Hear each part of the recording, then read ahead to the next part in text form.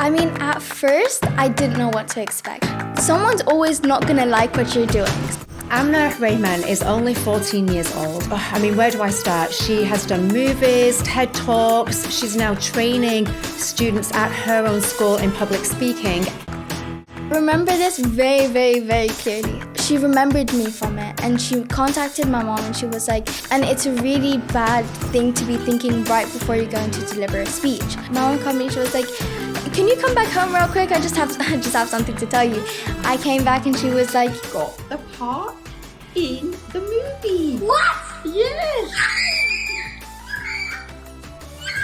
If you want me to do it, I would do it. Till this day, people will still come up to me and when I ask them a question, they'll be like, maybe yes, maybe no.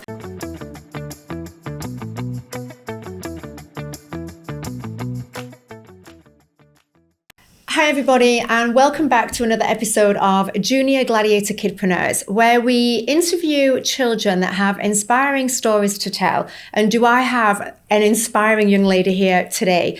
This young lady, I met her over a year ago now when we were doing our first ever Gladiator Summit. And she was in our volunteers team. And at the time, I didn't spend too much time getting to know her because we were busy running the event. But then she appeared again on our second Gladiator Summit as another volunteer.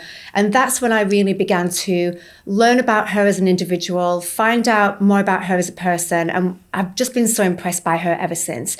So Amna Rehman is only 14 years old.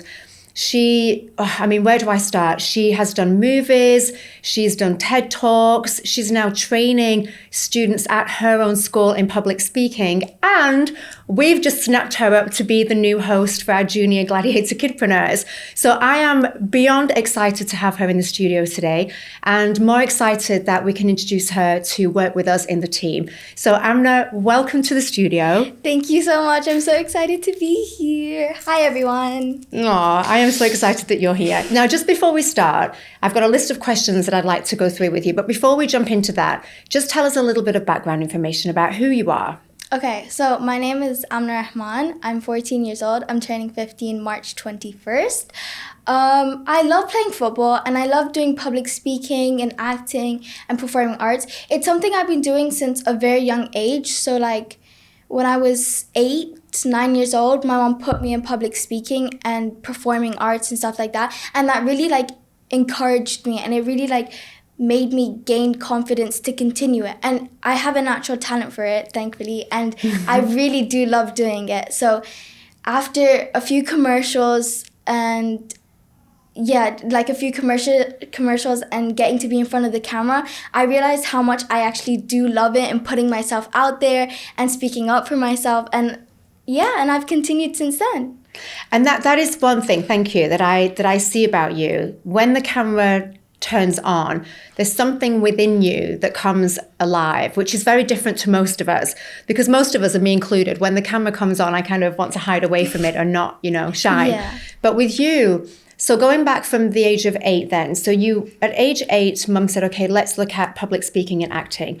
Did you at that stage feel excited about that, or were you hesitant? I mean, at first, I didn't know what to expect. And that's normal. It's okay to be nervous at first because it's a new thing. You're going into a new thing, but you're trying and that's what matters. So at first, when my mom put me into public speaking at first it was performing arts. So it was doing things like musicals. And after my first musical, having that commitment to something was to me at a young age, it made me feel really proud that I was putting myself out there. I was doing something and I loved it. And I continued with musicals. I did quite a few musicals. I did Peter Pan on the QE2. Oh, did? That one was wow. the biggest one I'd done. That one was really, really exciting. I did Hairspray with a group for a bit.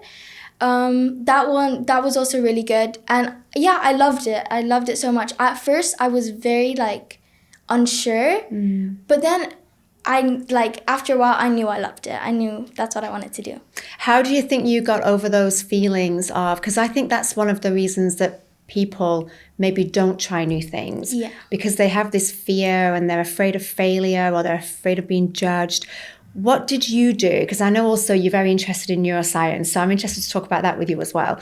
But what did you do from a mental point of view to think, okay, I can feel that maybe I'm nervous or I'm feeling unsure? What did you do to go through that? I think first things first, this is going to be with everyone. You need to get that thought of that people are going to judge you. That is a really bad thought to have in your head, that someone's judging you, someone's making fun of you. Because at the end of the day, you're going to do what you want to do. You're going to do what you love to do. And it's better if you stop caring about what people have to say, because someone's always not going to like what you're doing. Someone's going to be either jealous or upset that you're doing better than them, and it's going to get to you eventually. But I think that's the first thing you need to kind of get out of your head. And then you need to focus on what you're doing and what you want to do in the future. So have a clear point and then work towards that. So set a goal and work towards that goal. Sorry again, how old are you again? I'm 14. No, I know you are, but goodness me, you're such a wise young lady. You have a lot of wisdom inside your mind for such a young girl. I mean, I saw that in you the first time that we met. And one of the things that I love about you is the way that when you are working on something, you take it so seriously. Yeah. And I saw that because we invited you in to do the Junior Gladiator training programs for us.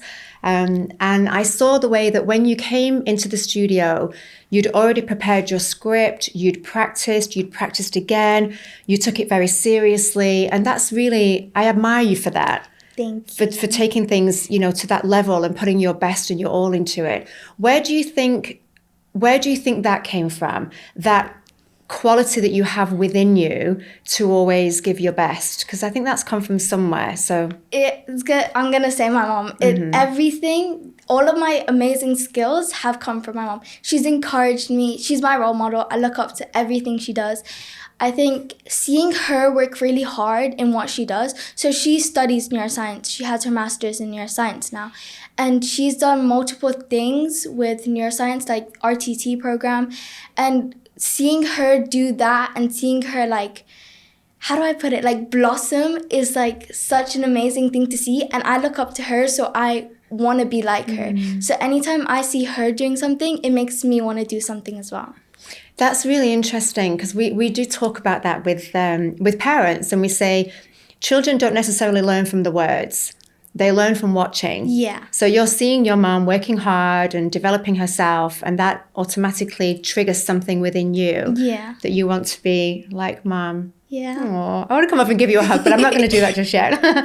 Okay, now tell me about your journey with the whole public speaking, because I know you've done your TEDTalks now. I mean, that's incredible. Kudos to you, really. What an achievement. Thank you. How did that happen, and what was the journey there? I remember this very, very, very clearly. So I was playing football on the field at my school, and my mom came over to me with the grade 11 who was running it at the time, and she was like, do you want to do a TED Talk? And at the time, I knew what a TED Talk was because I'd seen a few videos on it before, and I found it very interesting, but I never really thought that I would be in a situation where I would do a TED Talk. So I remember my mom coming to me and saying, do you want to do a TED Talk? And I was like, yeah, sure. And I kind of just brushed it off because I was like, oh, it's going to be a small event. There's going to be 10 people there. That was not the case. Maybe it's a good job you didn't know what was in store. So a week went by, and then the grade 11 who was running it was like, just prepare a little speech. We're going to go through an interview and everything like that.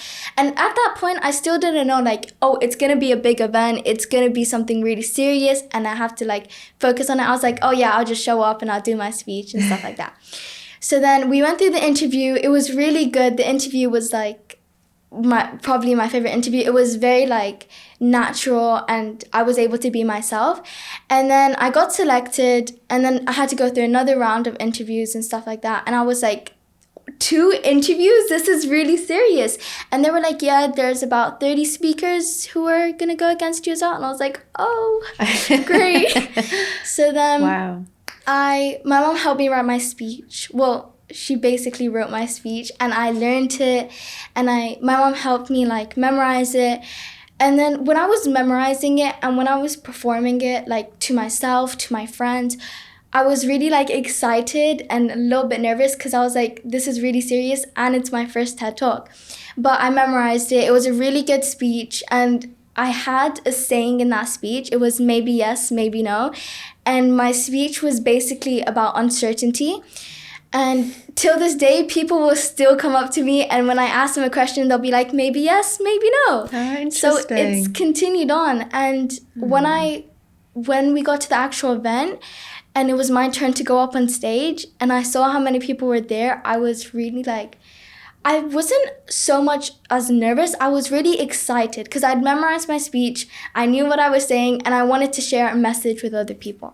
So this is great. This is one of the things when you go through any kind of public speaking training. And by the way, public speaking is people's biggest fear. Yeah. Well, number one is the fear of death.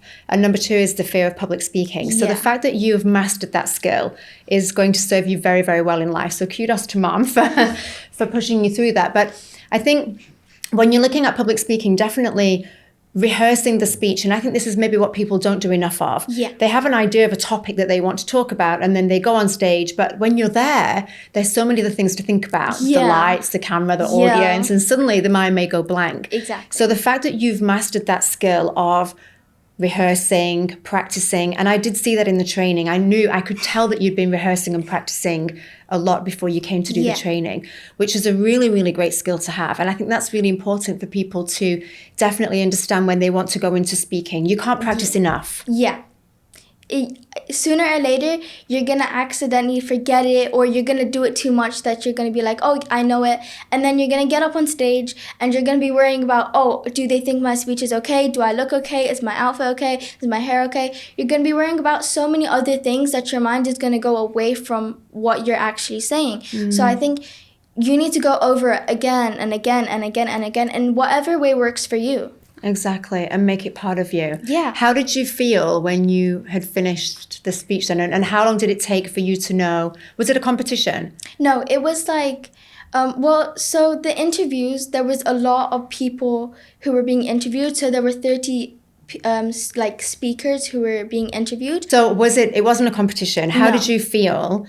I guess I would have asked, how did you feel when you won the competition? But how did you feel after you finished the TED Talk? Because I think that whole journey of being interviewed, being selected, practicing, working, and now you're here on stage. Yeah. And you've delivered a great speech that you feel proud with. How did you feel afterwards?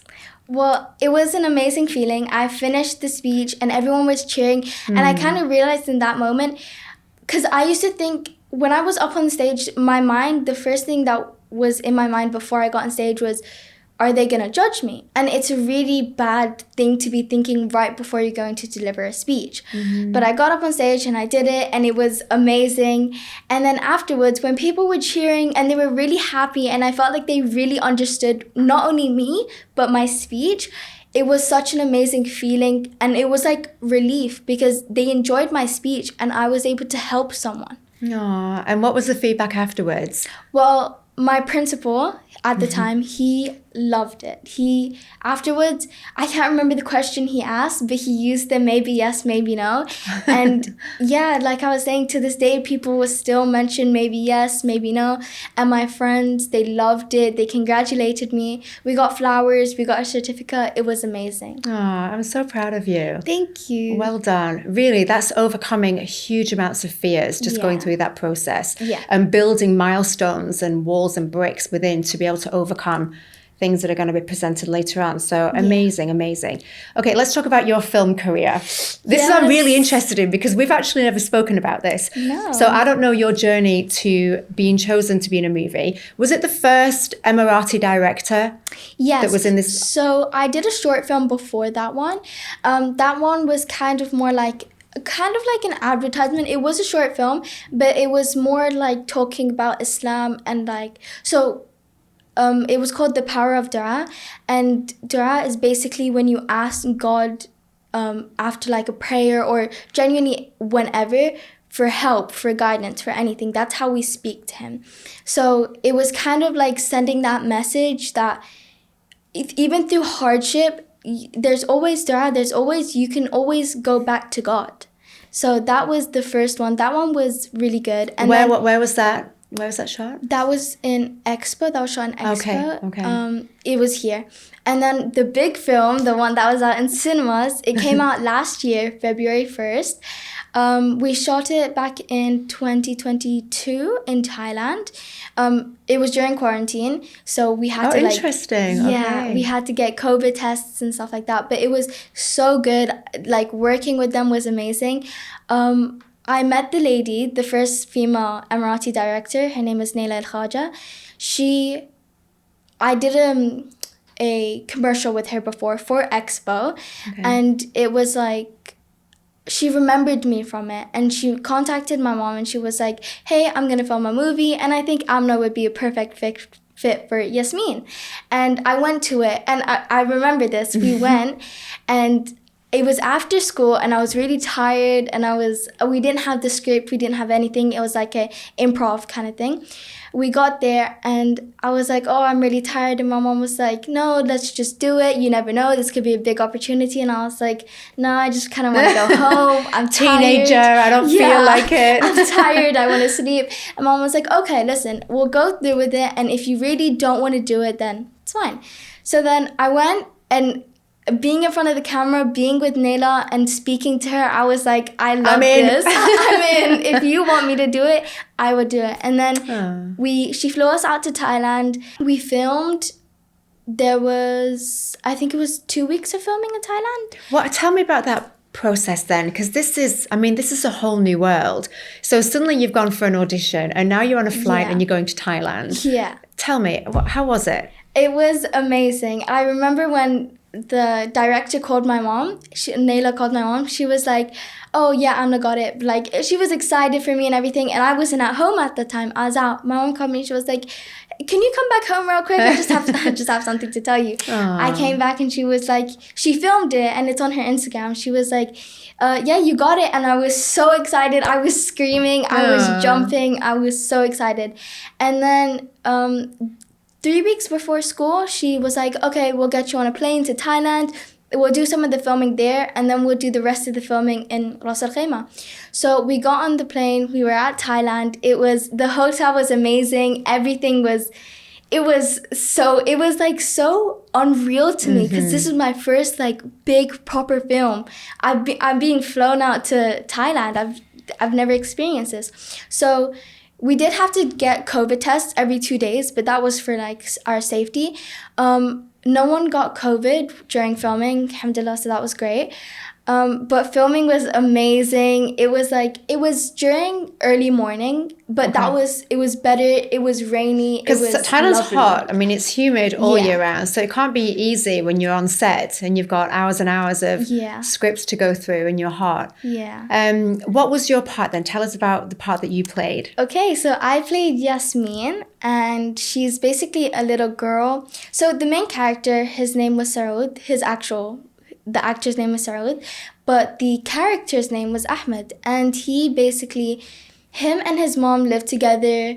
The dad left or passed away, and the mom was raising him, and the mom's sister was also there. So it's basically that's their story. And he gets possessed, but the mom doesn't really believe in evil eye and jinns and stuff like that. And then so it's basically the story where they take him to like an exorcist kind of person, and I'm basically the girl next door who has a crush on him, and I go over to go see him, deliver food to his mom, and I go upstairs and I go see him and he's asleep, and then we go through the scene where I get shocked and scared, and he's like, I don't know how to explain it. How would I explain that scene? There was a scene, so we were reading books together and we were going through it, and then he starts acting a little bit weird and I'm confused what's going on, and then that scene cuts, and it cuts to a scene in the bathtub where he's kind of like saying words in Arabic. It's an Arabic film. Words in Arabic which are kind of like haunting, scary words. And then it cuts again, and then there's me screaming, and then the mom comes upstairs, and then the auntie comes upstairs because she was there at the time too. And we got to film it with the famous guy, Jefferson Hall. There we go. Okay. Yeah, he was he was in Dungeons of Dragons. It was so fun working with him. He was so funny, and I remember one time after filming, we went out to dinner with everyone, and that was so like fun. It was so nice to sit down with everyone. And yeah, after that, I've known that like, to me, I really want to go into like being an actor, being in movies, being in commercials. So you've had a taste now for what it's like to be on the screen. And I guess, because this is the thing that people don't see. You see the movie, everything looks perfect, but you don't see what happens obviously behind set. Yeah. Did they support you in terms of, because it's obviously there's a lot of scary moments in the movie. Yeah. How did they talk to you through that process to prepare you for this role and what the movie was about? Well, Naila Al-Khaja, she was really sweet. She was there through it all. She was kind of telling us what to do, not how to act, but like how to act in that scene. What it would be like, talking us through it. And she kept on reassuring us that it's a scene, it's okay, we're gonna be okay and stuff like that. She was very supportive throughout it all, and the actors, they were really fun. I remember the actor Sarod, the main character, me and him got in trouble a lot for laughing on set. The bloopers then. Yeah, so the bloopers were really funny. We got in trouble for laughing, but it was really like, it was a really supportive group, and all of them were really nice, and we still keep in contact with all of them. And even when they see us doing things or we see them doing things, we always like hype each other up. That's really nice to have that support. Yeah. And do you have anything else in the pipeline, movie-wise? No, not yet, but hopefully soon. Okay, good. Well, we're going to keep you busy with the podcast, so don't get too busy with the movies, okay? We need you here in the studio. Amazing. You're such a beautiful little energy, really. You are such an angel. Tell me a little bit about, now aside from all of this, you are a very, very busy girl. You are doing the movies, the commercials, obviously now you're teaching the kids in school, but your hobbies, you love football. I love football. When do you get time to play football with everything that you're doing? Okay, so I'm in a after school like activities, so we have terms for different sports, and I do love sports because I'm very athletic. So each term I'll do a different sport, but football is always going to be my favorite sport. I'm in a group outside of school, like a football team outside of school, and I do it just like once a week, and it's nice to get away from school and for a little bit, just to be able to do something like football or acting or performing, just something like that. It's really like calming for me. Yeah, and I think you need that. It's got to be a balance. Yeah. The academic in the school is one thing, but you also need things that you feel passionate and excited by, just to help regulate and also get some balance in life too. Exactly. Oh, you're amazing, really. But then you spent the whole weekends with us when we were training for the summit. You were there literally all weekend from morning till night. I know I said to your mum, gosh, this poor girl, take her home. We need to get her home. But you performed so beautifully on the day, and you were there talking to people and super confident. So I'm looking forward to very much you being involved in the junior programs. Thank you. Let's talk a little bit about neuroscience now, because I think this is one topic that I also am very passionate about, neuroscience and the development of the brain and human behavior. Where do you think schools could benefit from bringing maybe more programs in to help, especially teenagers? Because I think as children go through their development, those teenage years are very, very crucial in terms of all the changes that that teenagers go through. How do you think that schools could benefit by bringing in more awareness to mental health, to the mindset, to neuroscience?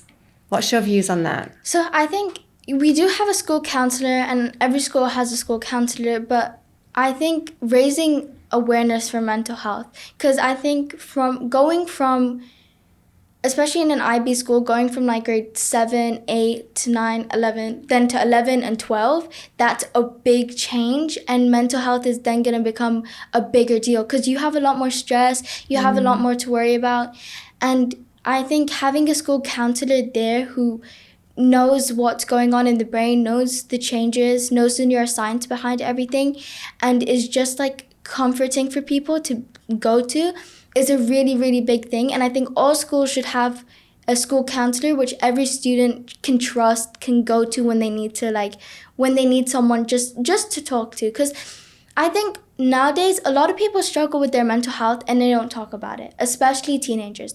And it's very, very, very common in schools that like they'll just kind of move it to the side because they have to focus on academics, or they need to focus on being like making sure their parents are proud of them. So I think having someone there who understands what's going on in the brain and understands how a child is feeling is really important. And raising awareness for mental health is extremely important, and I think it's not really talked about enough as much as it should be.